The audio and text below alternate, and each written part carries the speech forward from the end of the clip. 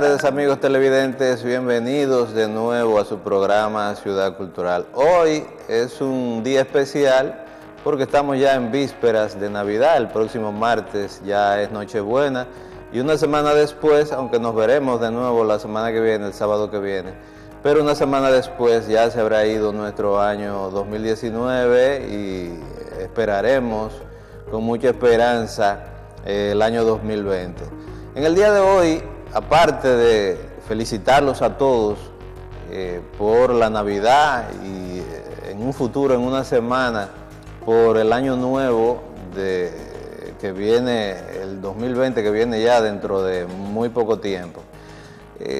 Nosotros tenemos un programa también especial. Hoy nosotros queremos hablar de algo que nosotros consideramos sumamente importante. Este es un programa cultural, pero también es un programa educativo, de un canal, que es un canal educativo, de una universidad, que es la Universidad Tecnológica de Santiago, y nosotros queremos hacer un programa especial hablando sobre un informe que se rindió el 3 de diciembre de este mismo año, del 2019, o sea, hace aproximadamente 2 semanas, que es el informe PISA de educación. Tenemos un invitado también especial, pero antes de yo presentarlo, yo quiero explicarles a ustedes, para los que no lo sepan, qué es el informe PISA, qué es PISA, qué es la OCDE, que es la organización que realiza el informe PISA, porque muchas veces se habla del informe PISA, del informe educativo, y la gente no sabe qué es eso de PISA, no sabe qué informe es ese. Entonces nosotros, antes de yo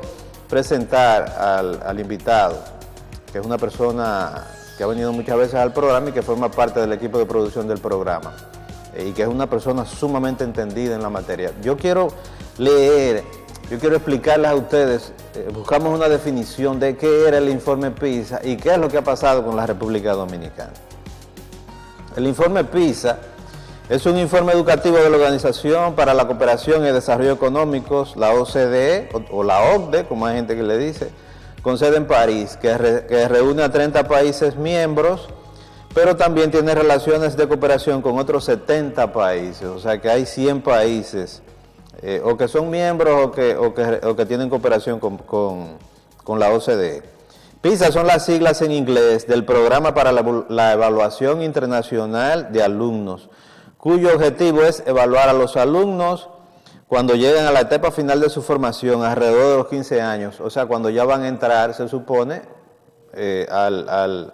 a ser adultos y al terreno ya laboral.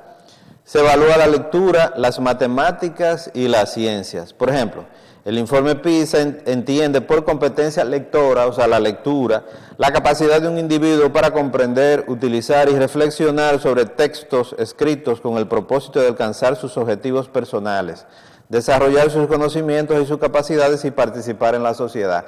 O sea, cuando nosotros estamos hablando de capacidad lectora, no estamos hablando de leerse un libro de literatura, etcétera, etcétera, no, sino de cómo esa lectura que se hace en los libros, en lo que usted lee o en un informe, lo que sea, en lo que usted lee, le sirve para la vida práctica.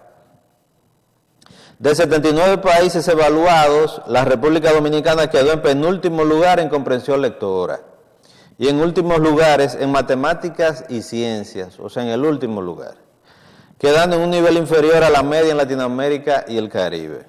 En el 2018, porque ese informe, realmente, la evaluación se hizo en el 2018 y el informe se rindió ahora en el 2019. Los estudiantes dominicanos obtuvieron 16 puntos menos que en el 2015, o sea que hemos bajado.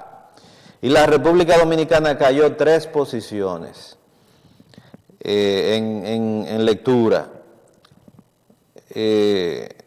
Sacaron 3 puntos menos los estudiantes en matemáticas, pero subieron 4 en ciencias, lo cual no sirvió tampoco para que esos 4 puntos en ciencias nos sacaran del último lugar. O sea, subimos un poco en ciencia, porque 4 puntos no son muchos, subimos un poco en ciencia, pero eso no significa que íbamos a salir del último lugar donde nos quedamos.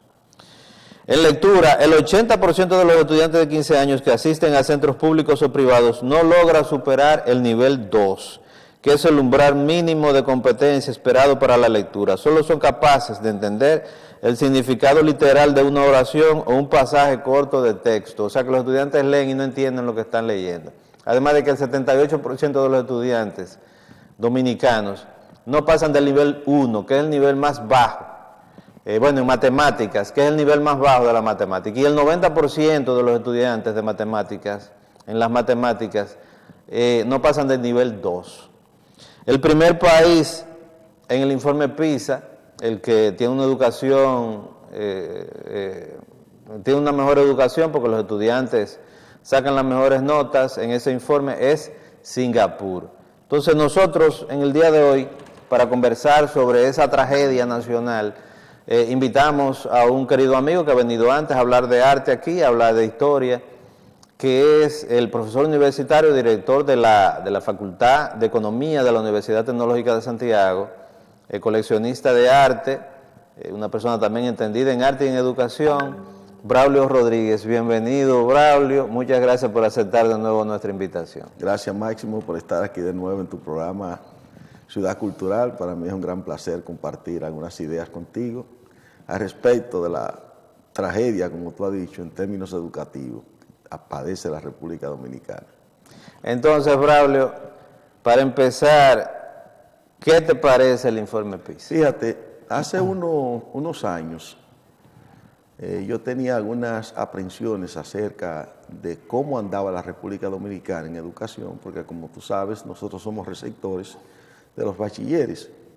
Y yo estaba observando debilidades estructurales en su formación en lo que respecta al idioma.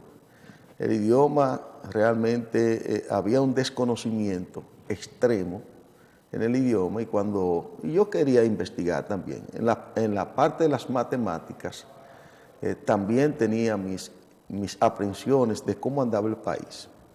En consecuencia, hace unos 10 años por ahí, me puse a investigar, no de estudiantes primarios ni secundarios, sino cómo andaba en sentido general el estudiantado a nivel universitario, y en consecuencia comenzamos a hacer un estudio. Yo tomé 647 estudiantes de nivel universitario que estaban en diversos de su carrera, en diversas etapas de su carrera, y comenzamos el estudio. Y para ello yo me auxilié de 2 libros, uno de quinto de la primaria y otro de quinto de la primaria, de matemáticas y de lenguas, en este caso del castellano. Y comencé a indagar entre ellos, entre esa muestra, y con 100 palabras, en el caso del idioma, para ver cómo estaban escritas, para que el estudiante determinara si estaba escrita, dónde estaba la falla de la palabra. Debo decirte que de 647 personas, el promedio de nota anduvo por 46. O sea, fueron capaces esos estudiantes universitarios de aceptar en 46%, un 54% eran malas. Y habían casos en el estudio que yo llevé a cabo personalmente, que habían casos donde las faltas, había más de una falta. Cuando detecte fallo, entonces había más de una falla a la hora de escribirlo. Sí. En el caso de las matemáticas, el asunto andaba por ahí. Me llamó la atención en el estudio también que los estudiantes extranjeros eran más asertivos a la hora de escribir el idioma. Y me sorprendí. Tú sabes, o sea, el idioma español. En el idioma nuestro. Sí. O sea, extranjero. Que no hablaban español. Que lo tienen como lengua materna el castellano, fueron más asertivos que los dominicanos. Increíble. Sobre todo en el caso de los haitianos, que hay una comunidad haitiana en República Dominicana. Había unos que otros cubanos, había colombianos, venezolanos también, pero la mayor parte eran haitianos. Aquellos, los extranjeros que hablaban nuestro idioma, tuvieron notas más sobresalientes, pero los que no tenían el idioma nuestro, el caso de unos suizos, el caso de unos de los mismos haitianos, cuando comparé los resultados me llamó demasiado la atención. Bueno, esas preocupaciones yo las externé porque la muestra que tomé fue de todas las universidades que hacían vida en Santiago, no fue de una en específico, sino de todas, tomé una muestra de cada uno. El informe PISA luego confirma, cuando se hace en el 2012, se hace en el 2015, se hace en el 2018, muestra la dolencia que tiene la educación dominicana. Pero antes de esto, hubo un estudio que se hizo, el CERCE, Segundo Estudio Regional de la Calidad Educativa, y en el CERCE nosotros caímos en el último lugar. Una preocupación para mí también en términos de hacia dónde, cuál es el horizonte que lleva nuestro país en términos educativos. Y luego vino otro, que fue el tercer Estudio Regional de Calidad Educativa, donde quedamos máximo tan lejos del penúltimo lugar. O sea, fue un asunto tan lejos que quedamos del segundo lugar, del penúltimo lugar. O sea, quedamos en el último, lejos del penúltimo lugar. Del penúltimo lugar, que ameritamos una especie de último lugar especial. Un último lugar especial. Increíble. ¿Tú me estás entendiendo? Increíble. O sea, hubo que hacerle un espacio especial a la República Dominicana. Quedamos demasiado lejos. Demasiado lejos del penúltimo lugar. Viene a reafirmar lo que acontece también con otros estudios que se hicieron del Foro Económico Mundial. En el Foro Económico Mundial también quedamos en último lugar. Y en el informe Davos, de nuevo también se repite la historia, lo cual implica que nosotros tenemos que reflexionar profundamente acerca del destino de la educación en nuestro país. ¿Qué estamos haciendo bien? ¿Qué estamos haciendo mal? ¿Qué es lo que está el diagnóstico de la educación dominicana? Hay que llevarlo a cabo con criterios muy sólidos. Yo entiendo que si debemos buscar expertos internacionales para que ese diagnóstico se aplique, para que ese diagnóstico se haga una realidad, es un asunto urgente, porque se dan una serie de paralelismos que son asintomáticos, como un país que crece en un 5%, en más de un 5% de promedio en los últimos 15 años, la educación sea tan baja, porque se supone que a mayor nivel de educación, mayor nivel de crecimiento. Porque esto es una especie de axioma que nosotros hemos oído muchas veces, que dice que el nivel de complejidad del sistema productivo también determina el nivel de complejidad mental, porque tú para producir mucho necesitas personas más pensantes.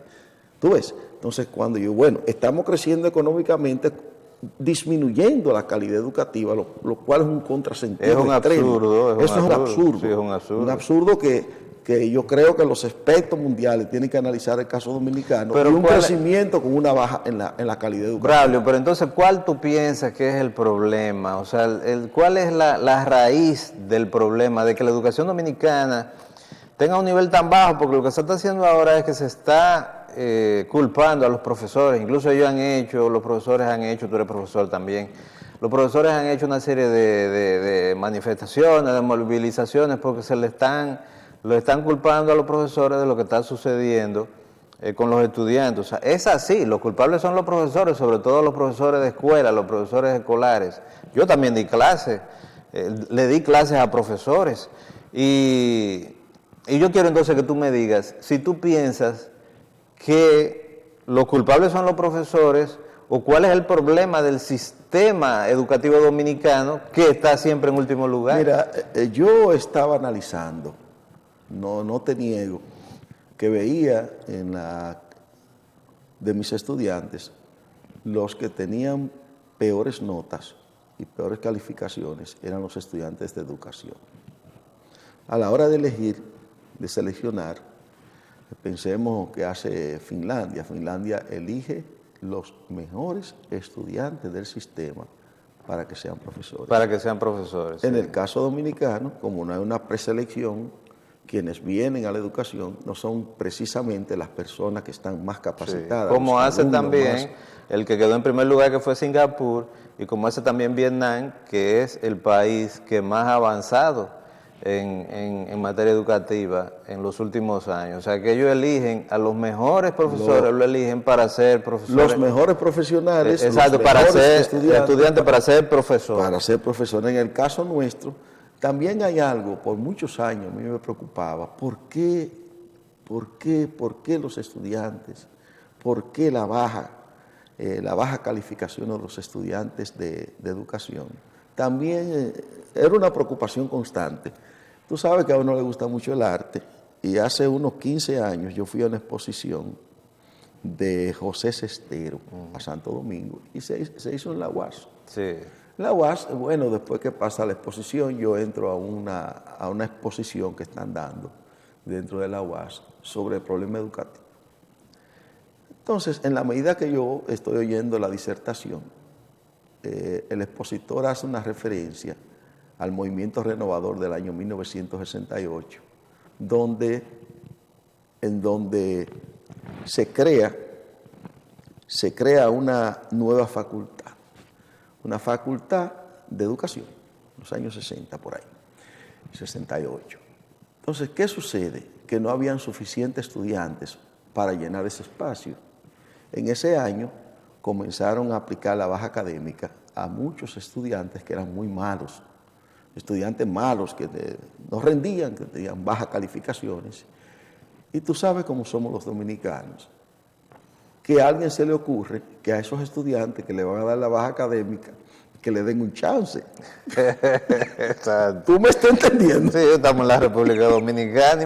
Que le den un chance a los estudiantes malos, sí, a los más malos, a los que estaban por votar de la universidad para que estudien magisterio, para que la plaza se llene. Bueno, entonces ahí encontré yo parte de la raíz del problema, en donde los formadores de formadores fueron precisamente los estudiantes que la universidad iba a votar.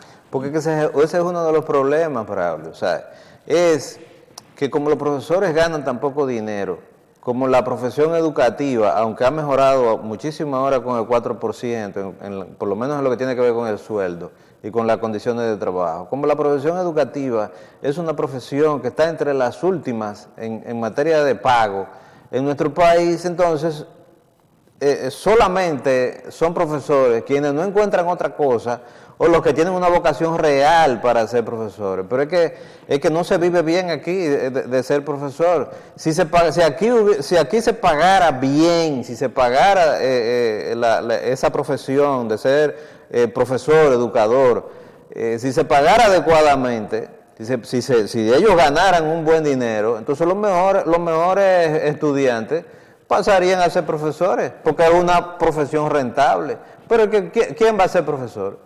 Sobre todo profesor de escuela, que ahí es que está el problema, en la escuela, en la base, ahí es que está el problema principal. Bueno, hay otra cosa también buscando las raíces de la educación dominicana. Tú sabes que nosotros teníamos una especie educativa orientada hacia la memorización. Sí. Hay personas, le decíamos botellas, nosotros, era una botella. Entonces, ese tipo de pedagogía educativa orientada hacia el conductismo de Watson, traía como resultado que el estudiante, lo preparaban para ciertas cosas, pero era una educación basada en la obediencia. En la obediencia. Veníamos de tiranía, de gobierno tirano y esas cosas, y era un asunto memorístico en donde el estudiante no tenía mucha capacidad en términos de crítica.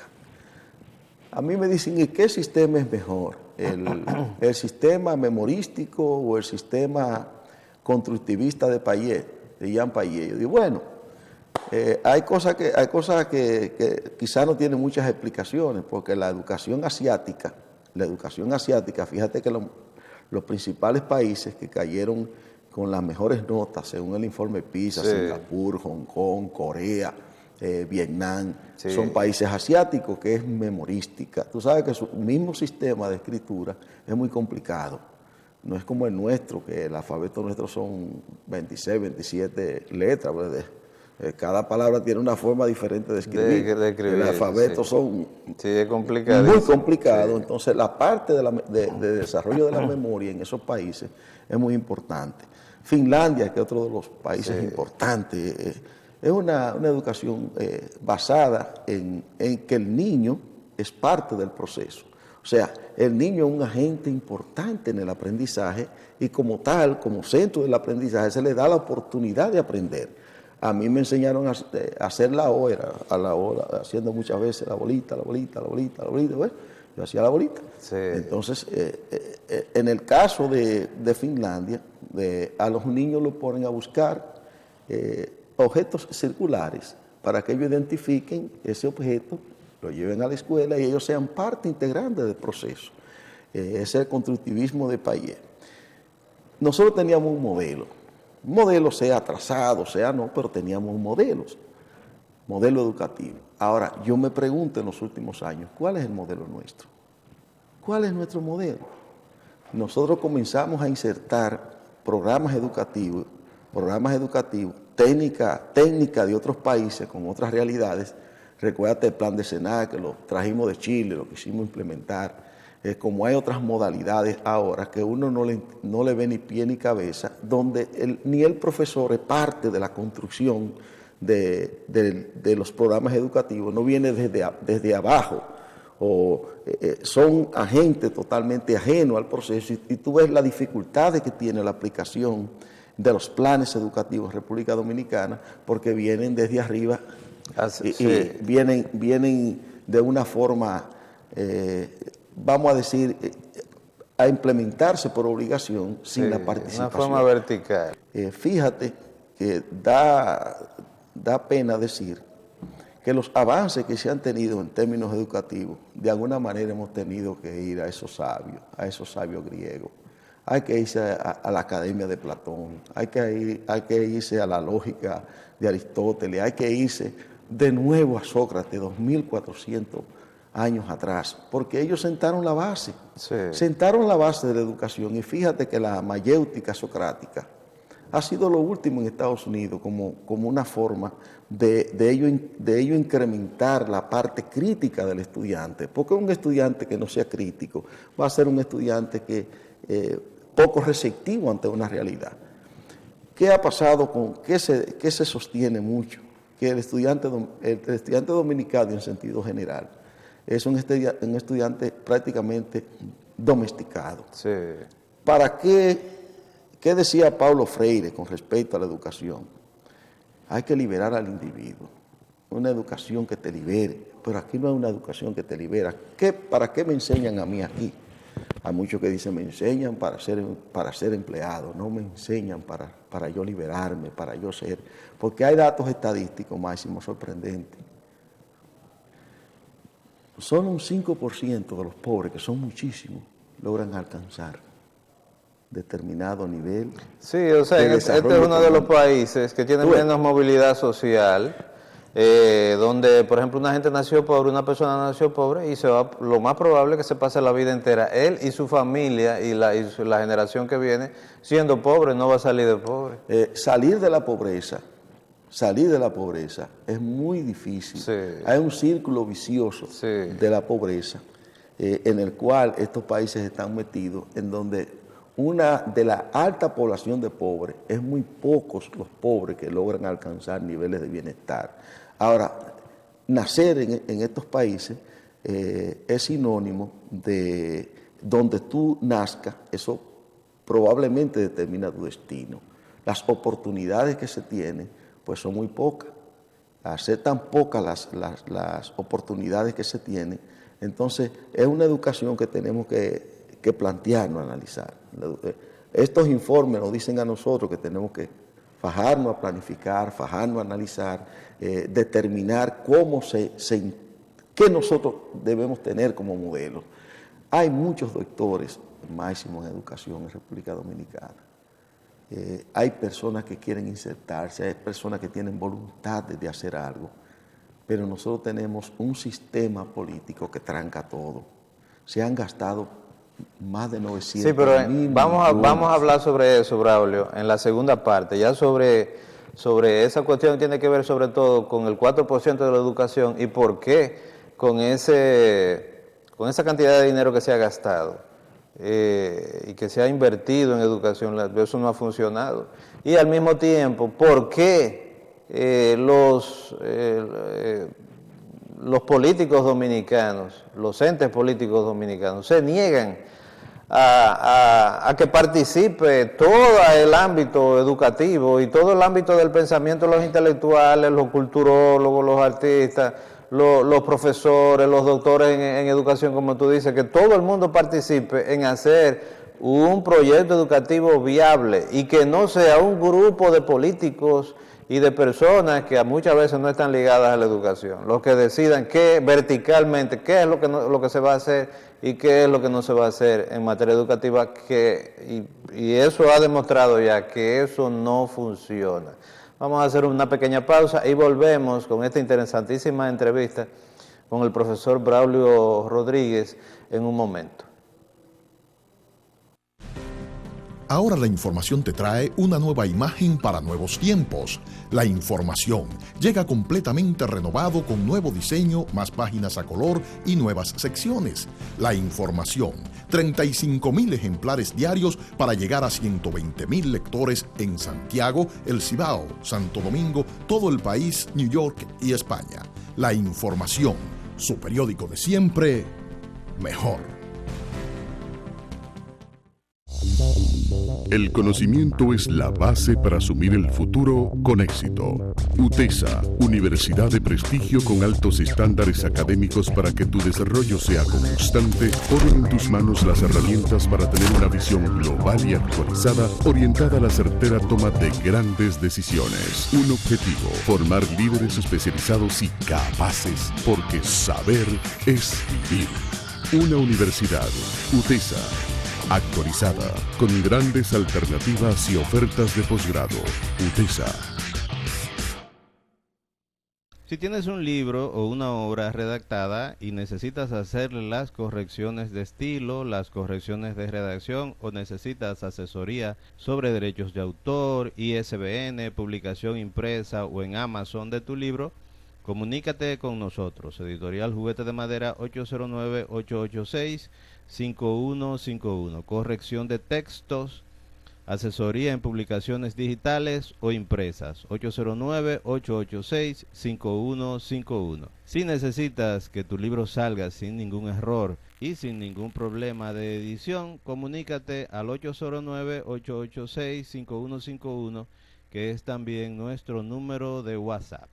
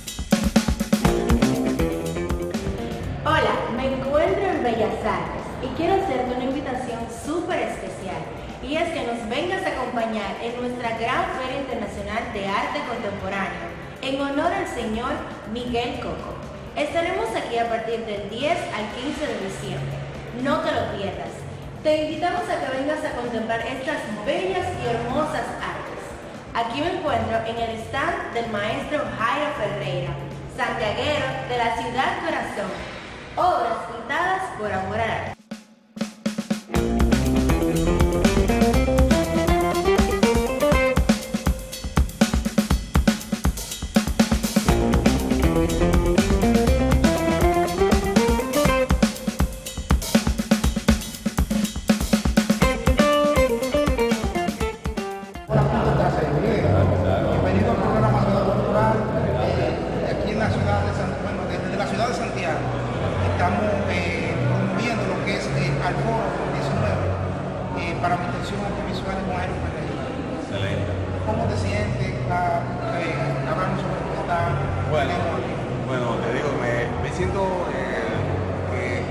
la carrera del artista necesita este tipo de eventos que no son muy escasos en la República Dominicana.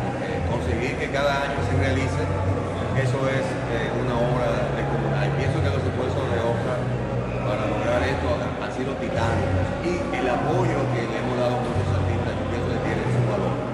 Aquí en esta, cuando se me convocó, vi las dimensiones y dije, wow, aproximadamente puedo incluir algunos trabajos grandes, pero tenía una colección de trabajo en la casa que incluían grabados, que incluían dibujos recientes, pinturas de diferentes estilos, pero con la misma temática, que eso traje aquí como una muestra, además de que traje también objetos que yo pinto, por ejemplo, unos discos de pasta antiguos que yo los convierto en unos relojes y realmente son funcionales.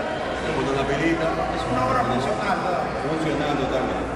Tenemos también una casita con ruedas, tenemos esto que pertenece a un proyecto que se iba a realizar, pero son obras que son también de materiales reciclados. Yo pienso que el artista tiene que aprovechar todo.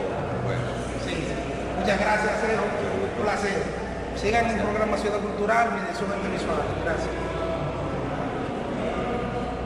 Saludos, señoras y señores, ¿cómo están? Aquí estamos en la Foro desde el Palacio de Bellas Artes. Yo estoy con mi amigo Vitico Cabrera, uno de los exponentes en esta gran feria.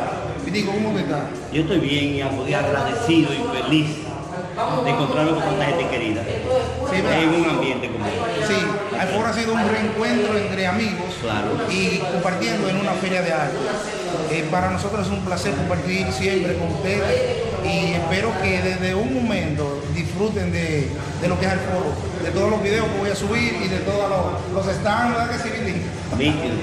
Los que vinieron, gracias por venir, los que no vinieron o no pudieron, bueno, pues para la próxima. Gracias.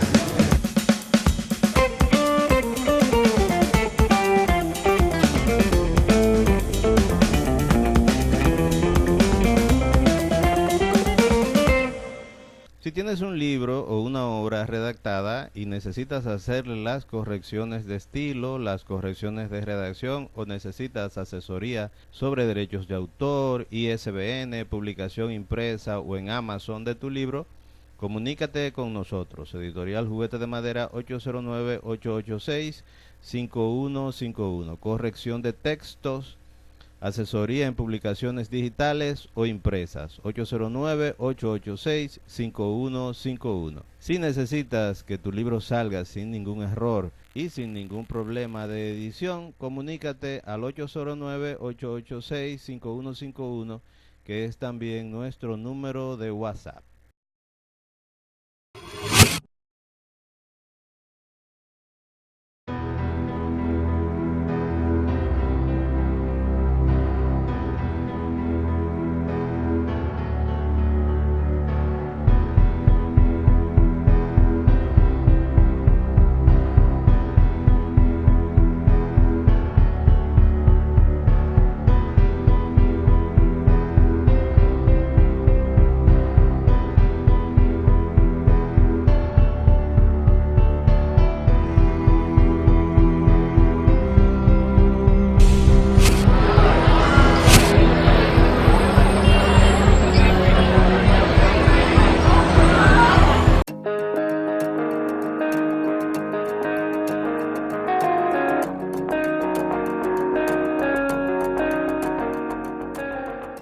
Amigos televidentes, nos encontramos aquí de nuevo en esta entrevista tan importante con una persona tan enterada, un educador y una persona con amplios conocimientos del tema, que es el informe PISA de educación y de cómo la República Dominicana, como él ha dicho, no solamente en el informe PISA, sino en todos los informes y en todos los exámenes que ha tomado la República Dominicana, siempre queda en último lugar. Braulio, queremos continuar entonces hablando contigo sobre esta tragedia. Yo la he bautizado como tragedia nacional, esto que ha pasado con ese informe PISA. Entonces, la pregunta que hay que hacerse es, con toda esa inversión que se ha hecho, en la educación dominicana, con todas las escuelas que se han construido, se le aumentó el sueldo a los profesores que ahora están menos constreñidos económicamente. Se hizo una institución de formación de profesores que es el ISFODOSU, que es una institución que sirve exclusivamente para formar a los profesores. Entonces, ¿por qué? Si incluso la educación es la bandera principal de este gobierno, que al presidente de la República incluso se le dice el padre de la educación. ¿Por qué? O se le dicen los funcionarios, el padre de la educación dominicana. ¿Por qué eso no ha funcionado? ¿Cuál es el problema? Fíjate, cuando aquí se firma el pacto educativo, por el año 2011, se firma también el pacto eléctrico y el pacto fiscal. Ninguno de los tres pactos han dado buenos resultados.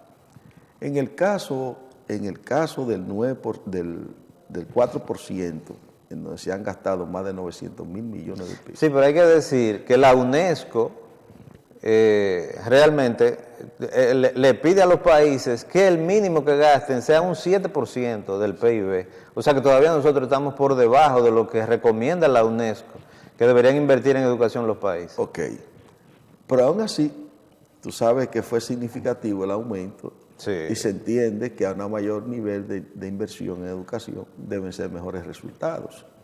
Entonces, aquí ha habido un aumento en términos de inversión en educación y ha habido un descenso en términos de calidad, lo cual indica que para qué se ha gastado ese dinero o en qué se ha gastado ese dinero. Recientemente, yo estuve haciendo un ejercicio con funcionarios del sector educativo y con estudiantes de maestría de educación. Entonces el ejercicio consistía en determinar cuáles son los factores principales o cuáles son los retos principales en la educación dominicana. Salió a relucir la corrupción en el uso de los fondos. Sí. O sea, de una manera increíble, de unas 15 variables que se tomaron en consideración, salió a relucir la corrupción en el uso de los fondos. Sí, hay que decir, Braulio, ya que tú mencionas eso, que Singapur, que es el país que está en primer lugar, y países como Finlandia, etcétera, etcétera, que son los que están en primeros lugares, son países que no tienen corrupción. No, porque ahí matan a uno fácil.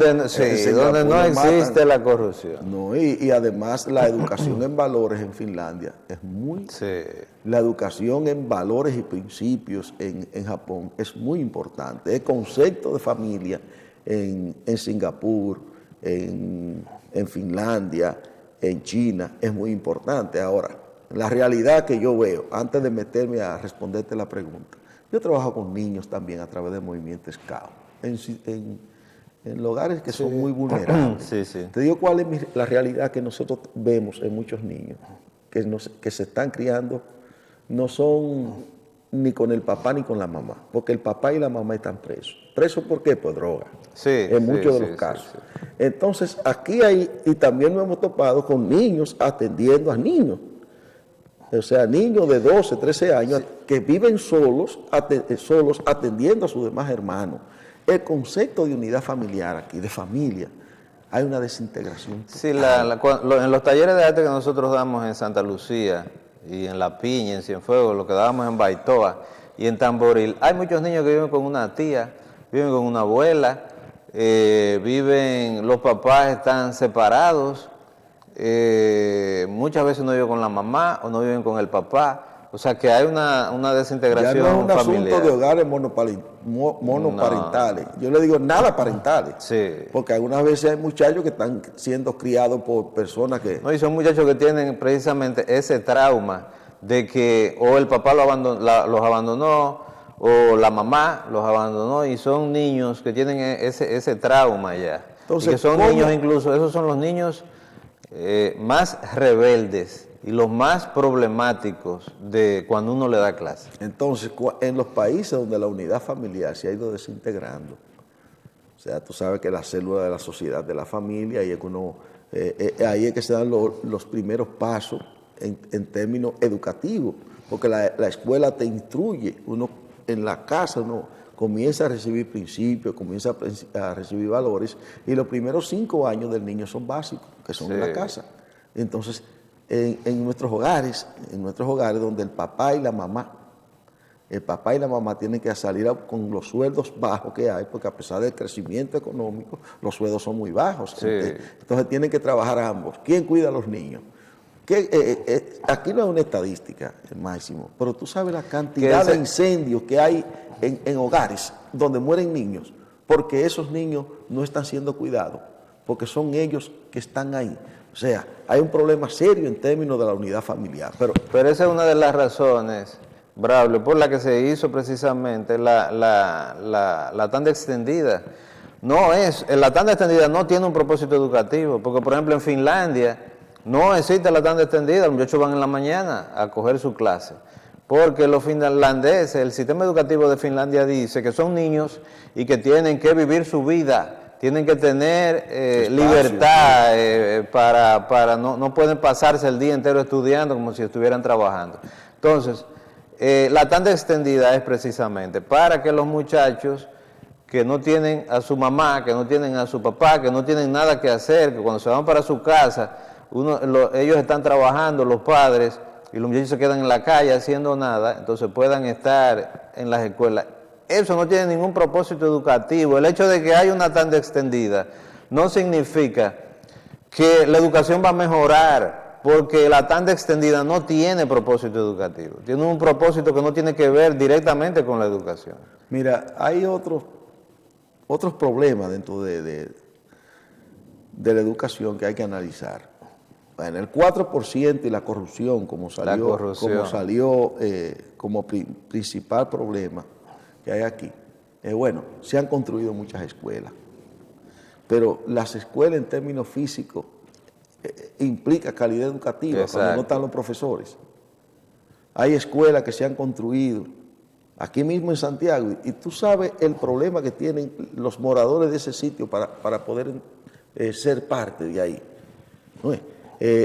La calidad de las construcciones, ¿cómo han sido? No, y por ejemplo, una cosa que yo decía hace 2 semanas aquí mismo en el programa, y me han entrevistado en una serie de programas, incluso yo he dicho que es raro que me están llamando para entrevistarme, porque la mayoría de la gente, a mí me entrevistan solamente cuando pasan esta clase de cosas, o a los escritores, porque me entrevistan como escritor y para hablar de literatura.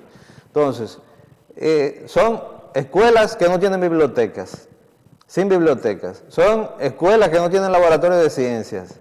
Son escuelas que están construidas, o como yo dije, no solamente con bibliotecas, sino con una mediateca ya, no tienen una mediateca. Son escuelas que no tienen un gimnasio bajo techo para practicar deporte, sino que tienen la misma cancha de baloncesto y la misma cancha que la usan también como cancha de voleibol, de concreto ahí, que es la misma escuela que se hacía hace 70 años en el país, la misma construcción.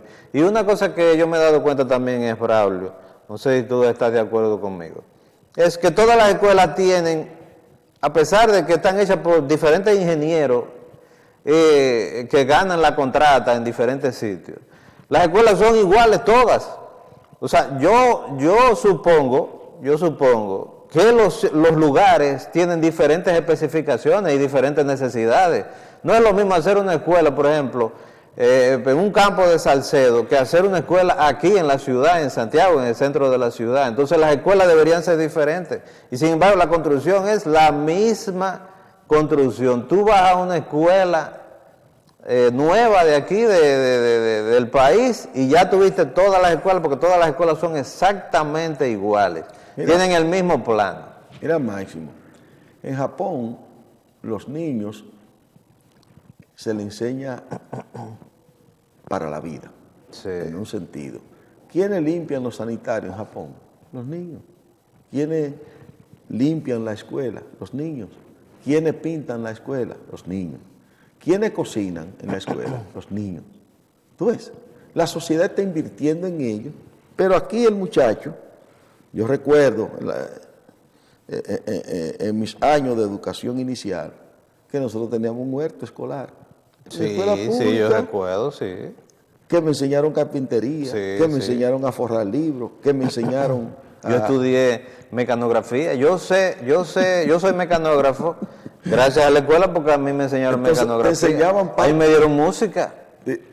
había música. En la escuela. Entonces, fíjate. Me dieron humanidades, que eso se quitó. Me dieron filosofía.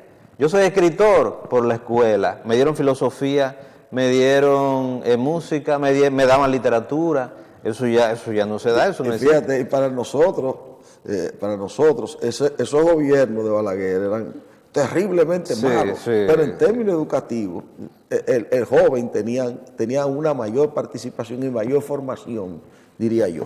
Ahora, ¿qué sucede con la escuela hoy en día? Y yo digo, este proceso, más que de domesticación, de idiotización del estudiante. Sí.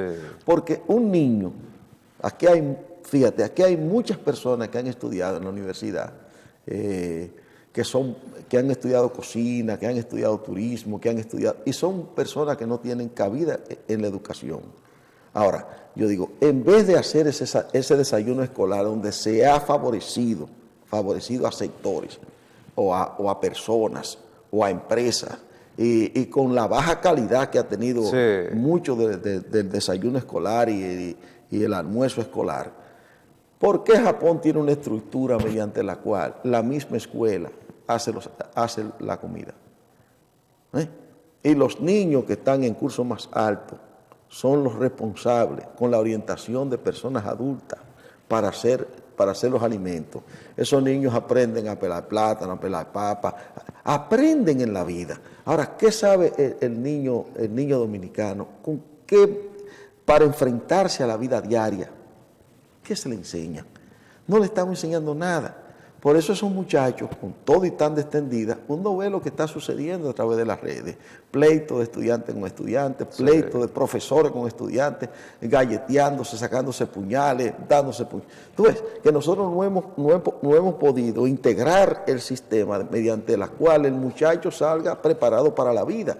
Yo entiendo que la educación dominicana en ese sentido no cumple su rol, pero también comprendo que hay áreas en donde le podemos dar oportunidades en determinados sectores, arroceros, que haya plátano, yuca, para que ese desayuno escolar pueda beneficiar, integrarlo a la parte económica a personas del área. ¿Por qué tener un sistema mediante el cual se está beneficiando? Es que eso, tú sabes cuál es el problema de eso, tú mismo lo has dicho, es un problema político, es un problema que tiene que ver con la corrupción. O sea, hay una cantidad de personas que se están ganando unos chelitos ahí y no lo van a dejar para que mejore la educación dominicana, porque hay una cantidad de gente que se está ganando un dinero con todas esas contratas, con todas esas construcciones, todas esas contratas, todo ese almuerzo escolar, el desayuno escolar, etcétera, etcétera. Todo eso, incluso con las computadoras que se venden, que se les regalan a los estudiantes, a los profesores, todo eso tiene un componente de corrupción, porque todo eso lo que hace es que fomenta la corrupción. Esa regaladera, por ejemplo, mira, yo te voy a poner un ejemplo, ya para ir terminando. Yo soy editor. Y yo tengo también amigos, por ejemplo, Isael Pérez, que es el director de la editorial Santuario, el propietario y el editor de la editorial Santuario.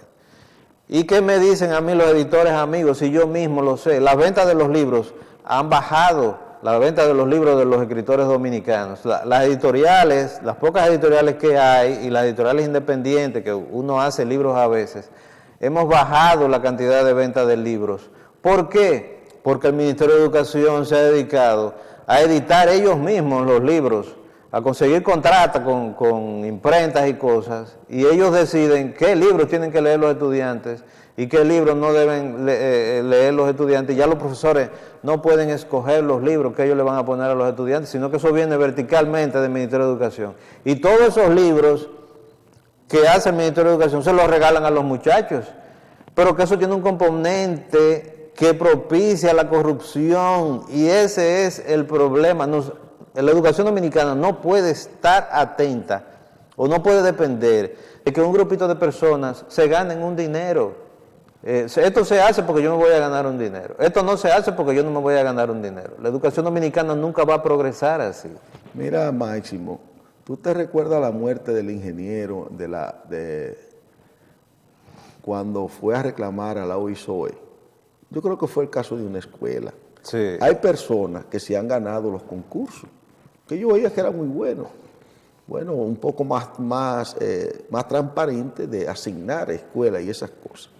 Pero eso que se ganaron, esos concursos máximos, para que le pagaran, tenían que dar una mordida grande, muy grande. Claro. Y caso hubo de personas que se mataron.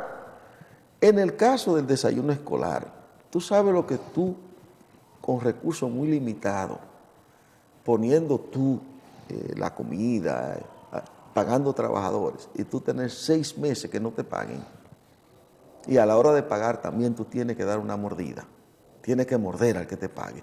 Hay una estructura de corrupción inmensa. ¿Tú crees que es posible que en las escuelas dominicanas haya más personal de apoyo que profesores? ¿Tú crees que es posible que en cualquier escuela que tú vayas haya 5 plomeros, haya 10 porteros? Las empresas productoras dominicanas de alguna manera u otra han pasado a ser capitales extranjeros.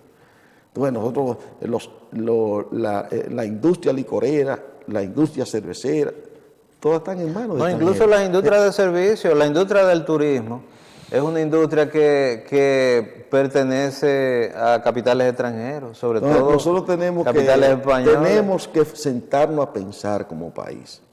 ¿Es verdad que hemos crecido? Bueno, pero ¿en qué medida se han favorecido los de abajo?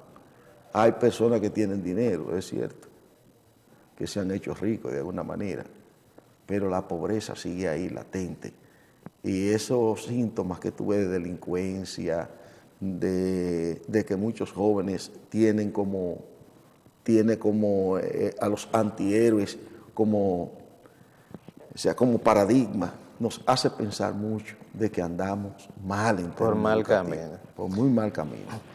Braulio, queremos darte las gracias por haber venido. Una de las cosas que nosotros también vemos ya en el terreno político es que suceden esta clase de tragedias y nosotros tampoco vemos que se hace una rueda de prensa y se dice, bueno, vamos a cambiar tal cosa, vamos a cambiar esto, o vamos a cambiar a tal persona que no debería estar aquí, o lo que sea. O sea, aquí no pasa nada, aquí sucedió ese informe y eso se va a quedar así. O sea, no hay ningún cambio, no se habla de que se va a hacer cambios, no, sino que se dice, ¿qué es lo que se ha dicho? No, que eso es una cosa que sucede a largo plazo, que eso es una cosa lenta, que se están haciendo o sea, se le da una excusa política a algo que uno sabe que no está funcionando bien. Entonces, y no se hace ningún cambio, es como si no pasara nada, como si todo se quedara igual, o tal vez, como yo digo, bueno, tal vez que como nadie se está ganando unos chelitos ahí,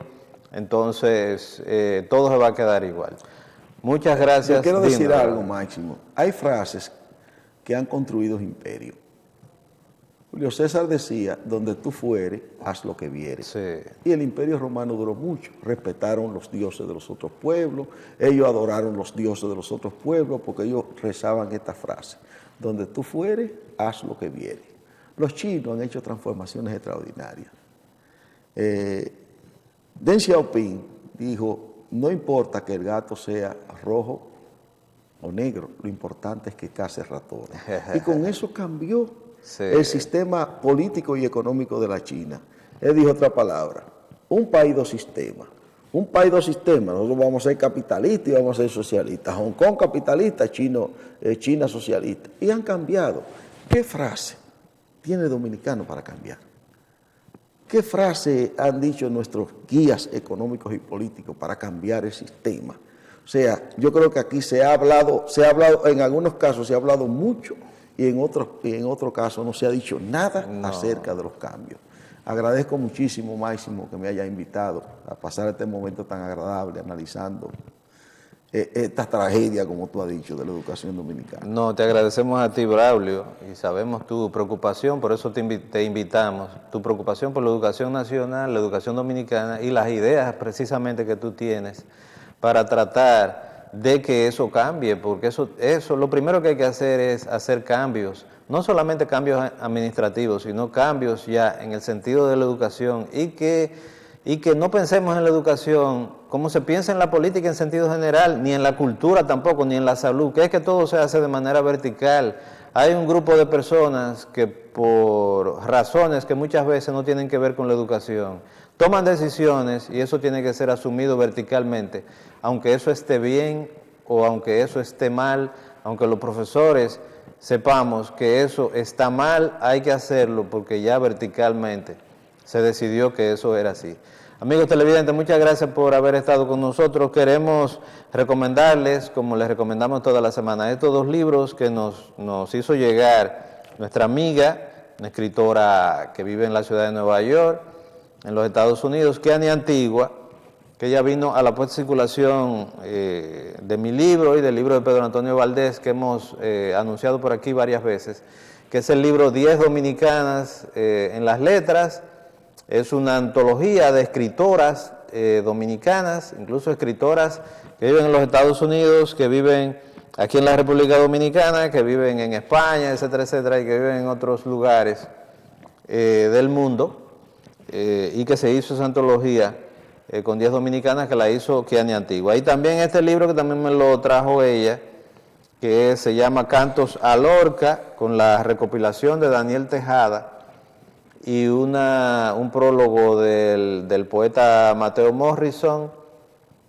Son unos poemas de diferentes poetas nacionales en homenaje a García Lorca. Es una segunda edición y agradecemos a Kiani y a Keiselín, su esposo, y a su hija, que vinieron a la circulación de ese libro, de esos dos libros, el libro mío y el libro de Pedro Antonio Valdés, y que me haya traído este libro, estos dos libros, y además ella trajo una caja de libros para los niños de Santa Lucía, a los cuales nosotros le damos clases allá de arte, y que muy probablemente hagamos una biblioteca allá en Santa Lucía. Muchas gracias a ustedes por haber estado con nosotros y nos vemos la semana que viene a la 1 de la tarde en su programa Ciudad Cultural.